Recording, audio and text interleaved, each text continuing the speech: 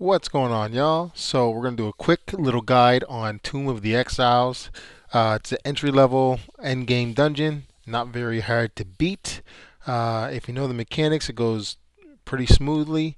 For the first part, I skipped the mobs because there's nothing really special about the mobs at the beginning. And we'll just go over the quick mechanics for the first boss here.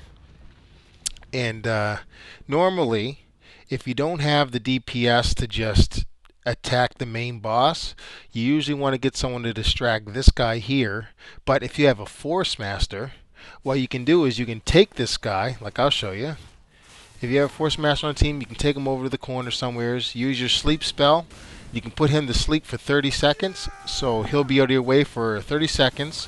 And basically, by the time that wears off, your Phantom Grip skill will be ready to be used again to use on him to put him back to sleep. That way, you don't have him bothering you.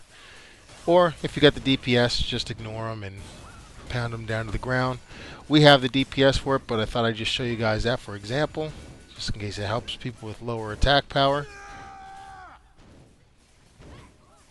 We'll speed through this real quick. So again, see, I pick him up after he woke up, just bring him out of the way, put him back to sleep. Other than that, there's really no type of mechanic for this guy other than just getting that other guy out of the way if you don't have the DPS to just wear the boss down quick enough.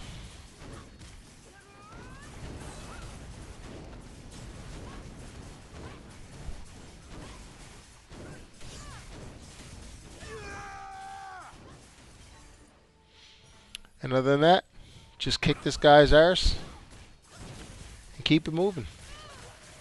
Nothing special here, so we'll move on. Just DPS this guy down after that. Alright, so once you've gotten past the other couple hallways of mobs, there's nothing really special about those mobs, so I'm not going to waste your guys' time. Just make your way through there to the second boss. What you're going to want to do here is you're going to want two players out of the six to distract these two females here. Do not kill them or you will enrage the main boss and he will wipe everybody. What you need to do is just keep these two distracted and move them out of the way because they do a lot of AoE. So if you've got your other four party members attacking this guy and you have these two characters here just doing AoE attacks, they'll do spin attacks and they'll do straightforward maybe 3-meter long attacks. They'll just wear your party down. So you want to distract them, get them out of the way, because also players will be hitting them, and there's a chance you could kill them, which will enrage the boss, and you guys will wipe. So you want two members to one at a take each, and I'll show you guys from here. See, I'm volunteering to take the right, so just take aggro. If you're ranged, you can aggro one and then attack the boss at the same time. So if you follow this character's attack pattern here, so what she'll do is she'll do a wide AoE. It's pretty easy to avoid. Then the next one is she will jump at you. That's another easy one to avoid. And then she'll do this one here, which is a long, about 4-meter straightforward attack. Dodge that. I didn't do a good job of dodging that. Now her next attack is really weird because it's not an AoE, but even if you're a good distance away from her, her attack will pull you in and hit you.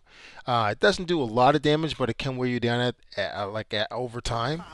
So just on that one, I just use I recommend using an iframe, and then she'll go back to her standard attack. She'll do a wide circle AoE. She'll do a jump AoE. Then her straightforward 4 meter straight attack, and then she'll do that weird one where she won't do like a radius attack, but it'll pull you in some and she'll hit you.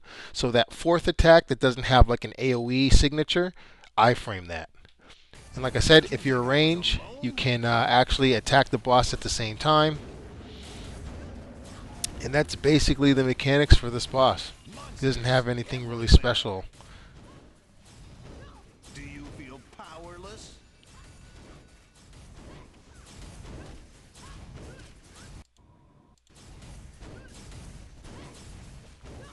And you will see once he dies, the females will automatically die too. So there's no point in really attacking them other than to just keep aggro every once in a while. So just sting them a few times, and yeah, that's it for that boss. So this boss here has nothing special, just DPS him down. The more damage you do to him, the more these other statues activate, which is no big deal. He's pretty easy to kill.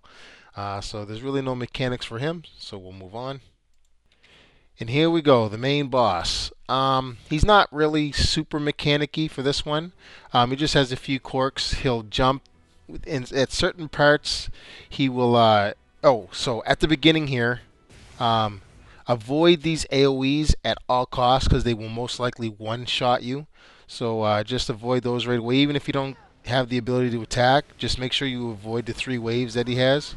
He'll do them 3 times, and then he won't do those anymore for the rest of the fight. Basically, you'll DPS him down. There will be times where he jumps to attack you. So here you want to stun him, CC him. See him at this point when he does that move. I'll show you here. So when he does large AoEs, you just use your CCs to stun him.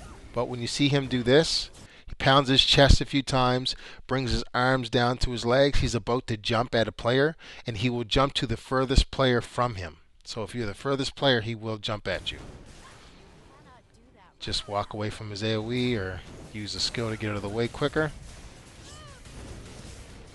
And you'll continue to DPS him down till about 85%. Now, when he's shooting these blobs of lava, it's good to try and get them to shoot further away, more for your melee party members, because if they're all cluttered around him, he will you'll be stuck in his AoE and you won't be able to attack him, or you'll end up killing yourself. So again, he went to go do an AoE, a large one. You CC him. I'm paranoid, so I usually try to avoid it regardless, even if my parties do it. That's just me. So again, here you'd want to CC him, but we didn't do it in time.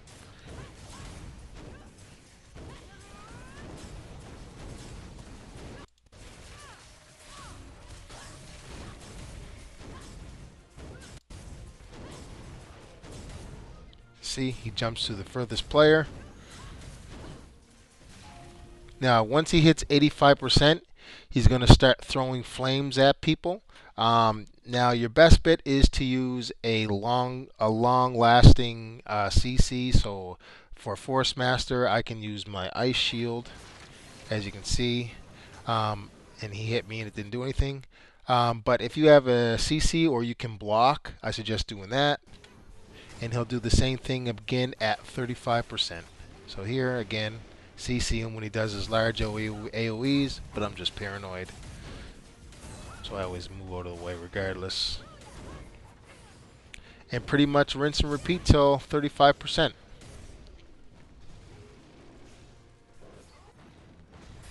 So again, at 35%, he will do his attack again, where he'll throw his flame hail. And I'll show you guys the consequences of not CCing him with his big AoE attacks. So they failed. He'll do, I believe it's 4 stomps. Don't fall for the trick of his third one. He delays before he does his fourth one. And that can do quite a bit of damage if you don't avoid it. But other than that, after 35%, there's really no special mechanics, and it's just down to DPS and the boss.